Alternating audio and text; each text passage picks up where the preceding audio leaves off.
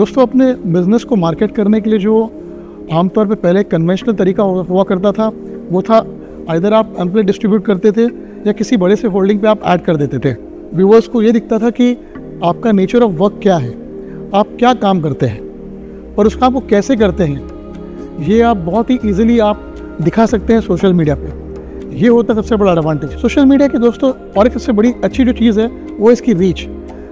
इसकी रीच इतनी ज़्यादा होती है कि आपको पता भी नहीं चलेगा कि कहाँ से लोग आपके वीडियोस को देखते हैं, कहाँ से लोग आपके काम को सराहते हैं। शायद यही रीज़न है कि आज हमारे पास में दोस्तों जो कार आई है, ये आपको जान के हैरानी होगी कि ये कार 1000 किलोमीटर दूर तेलंगाना स्टेट से हमारे पास में आई है। और ये जानकर हमें बहुत ही ज़्यादा खुशी होती है, साथ ही बहुत प्राउड फील होता है कि लोग आपके वीडियोस कहाँ तक देखते हैं और किस तरह से आप पे विश्वास दिखाते हैं और इतनी दूर से ट्रैवल करते हैं अपनी कार का काम कराने के लिए।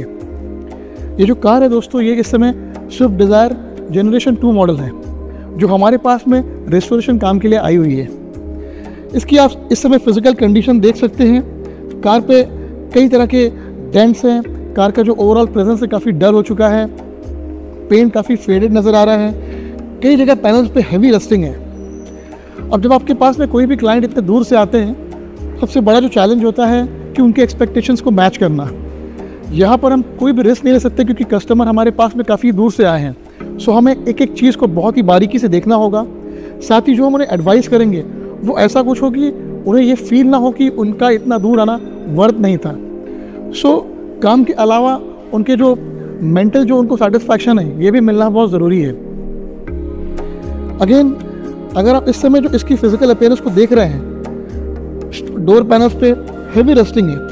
अब क्लाइंट का कहना था कि जहाँ पर वो पहले कार मेंटेन करते थे, वहाँ पे जो गाड़ी को वॉश करने के लिए पानी यूज़ करते थे, शायद ये वजह थी जिससे ये कार इतनी हेवी रस्टिंग में चली गई। यहाँ आप देख सकते हैं कि जो इस तरह की हेवी रस्टिंग होती है दोस्तों, रस्टिंग को देखिए, रस्टिंग कैंसर की तरह होता है और इससे कोई इलाज नहीं होता। हाँ, अगर इस पर्टिकुलर पैनल पे अगर यहाँ पे रस्टिंग होती है, यहाँ पे रस्टिंग है, तो इसे हम रिफर्बिश कर सकते हैं। एक नई शीट मेटल को काट के वहाँ पे वेल्ड कर दिया और उसे फिनिश दे दिया। इस तरह से हम इस डोर को प्रोटेक्ट कर सकते हैं। कार को अपने अगले 5 से 6 साल तक उन्हें रिटेन करना है, रखना है उन्हें अपने पास में। सो आपको उस तरह से आपको कस्टमर को एडवाइस देनी पड़ती है। अगर आप बैक साइड में भी देखेंगे तो जो उसका आउटर हैंडल एरिया है, यहाँ पे भी काफ़ी रस्टिंग है, बॉटम पे भी काफ़ी ज़्यादा रस्टिंग है। वेदर स्ट्रिप जहाँ पर लगी हुई फिक्स होती है, यहाँ पर भी कई तरह की रस्टिंग है। यहाँ पे वाटर का ड्रेनेज होता है दोस्तों, जो भी पानी दरवाजे के अंदर आता है वो यहाँ से निकल जाता है। बट इतनी हेवी रस्टिंग वाली कार शायद ही बहुत कम मैंने देखी है। देखिए, रस्टिंग के कई सारे रीजंस होते हैं। आप कार को किस तरह से मेंटेन करते हैं अपने पास में, और मेंटेन करते समय सबसे जो इम्पोर्टेंट रीज़न आता है, कार को किस तरह से वॉश करते हैं और क्लीन करते हैं। और उस दौरान अगर वो पानी सही नहीं रहेगा कार की बॉडी को प्रोटेक्ट करने के लिए, तो वो इस तरह से कुछ उसका रिजल्ट निकल सकता है। बैकडोर में भी अगर आप देखेंगे सो उसके बॉटम में पूरी रस्टिंग है, जहाँ पर मेटल पूरी तरह से पिघल चुका है। बम्पर भी इसका यहाँ पर क्रैक है, रस्टिंग का जो पानी है वो यहाँ से ड्रॉप होके बम्पर के ऊपर भी आ चुका है। अगर आप यहाँ आएंगे दोस्तों तो यहाँ पर देखिए, बैकडोर इतना ज़्यादा रस्ट हो चुका था कि इसकी जो बॉटम लाइन थी ये यहाँ पर अनइवन हो गई है। रस्टिंग के चलते यहाँ का जो मेटल था वो टूट कर कहीं पे गिर चुका है। बॉटम पे भी देखिए इतनी ज़्यादा रस्टिंग है कि पैनल पूरी तरह से डैमेज हो चुका है। ये मारुति के पैनल की जो कॉस्टिंग है दोस्तों, वो काफ़ी सस्ती होती है, साथ ही उनकी जो अवेलेबिलिटी होती है वो काफ़ी आसान होती है। ऐसे में आप डिसीजन ले सकते हैं कि पैनल को रिप्लेस करना ही सोल्यूशन है।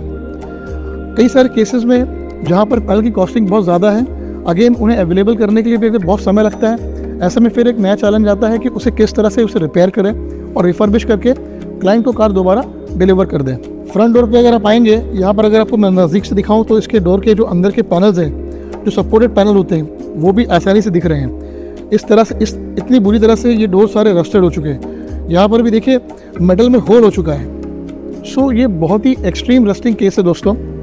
एक कार पर जब आप इतनी हैवी रस्टिंग देखते हैं, कहीं ना कहीं आपको इससे अंदाज़ा आता होगा कि इसके इंटरनल पोर्शंस में भी रस्ट होगी। ऐसे में दोस्तों जब हम इसे पूरी तरह से स्टेप डाउन करेंगे, ये देखने के लिए कि कहीं पर भी आपका काम कहीं पर भी अधूरा ना रह जाए।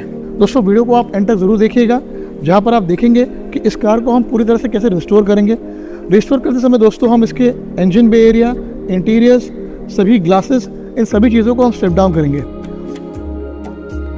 अगर मैं इंजन बे एरिया की बात करूँ तो यहाँ पर भी आप देख सकते हैं मैंने बॉनेट को इस समय ओपन कर लिया है, जिसे ओपन करने के बाद में इसके हिंजेस के एरिया में या यहाँ पर जो उसका फ्रंट एंड है यहाँ पर भी रस्टिंग के चलते पैनल के अंदर होल हो चुके हैं। इंजन बे इस समय यहाँ पर इंजन रहने के चलते कुछ भी कहीं पर भी कोई विजिबिलिटी नहीं है, इसीलिए जब इसे अच्छे से स्ट्रिप डाउन करेंगे तो ये देखेंगे कहीं ना कहीं अगर कोई अंदर की तरफ कोई रस्टिंग है तो उसे किस तरह से फिक्स कर सकते हैं। आप में से कई लोगों ने हमारी स्विफ्ट का रेस्टोरेशन का वीडियो अगर नहीं देखा होगा तो उसका लिंक दोस्तों मैंने डिस्क्रिप्शन बॉक्स में शेयर किया है, आप जाके ज़रूर देखिए, आपको डेफिनेटली बहुत ही इंटरेस्टिंग लगेगा।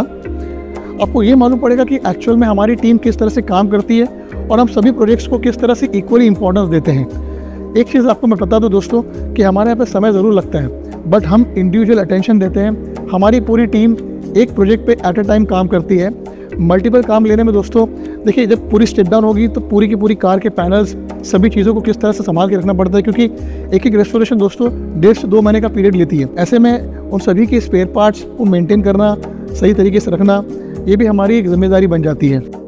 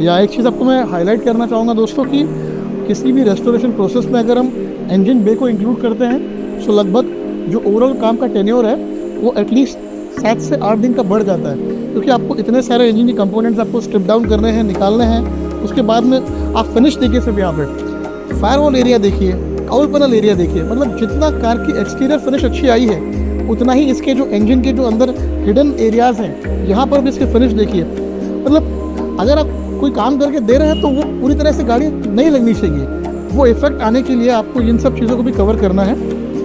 और आपको सिर्फ मैं इसका इंजन बे नहीं बल्कि कार के अंडरनीथ का भी एरिया मैं आपको दिखाऊंगा, जहाँ पे हम लोग कस्टमर को एक एंटी रस्ट ट्रीटमेंट करके दे देते हैं।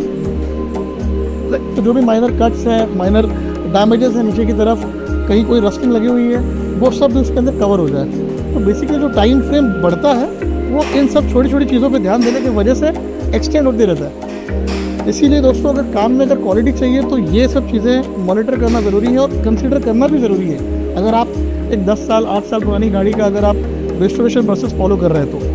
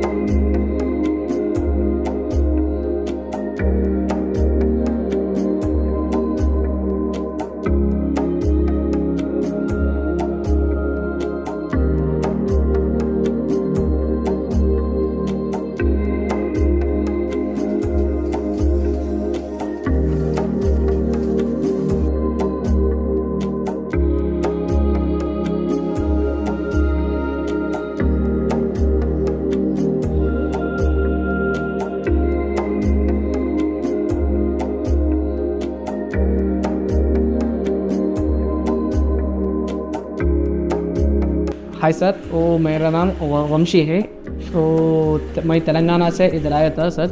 वो मैं यूट्यूब पे वो पूरा सारा वीडियोस और रिसर्च करके बहुत यूट्यूब चैनल देख के एक बार रिसर्च करके एक अपन का वो साई ऑटोमोबाइल्स का एक मिला था वो मुंबई पे। ठीक है, एक बार चेक करेंगे बोल के वो मुंबई में आया था।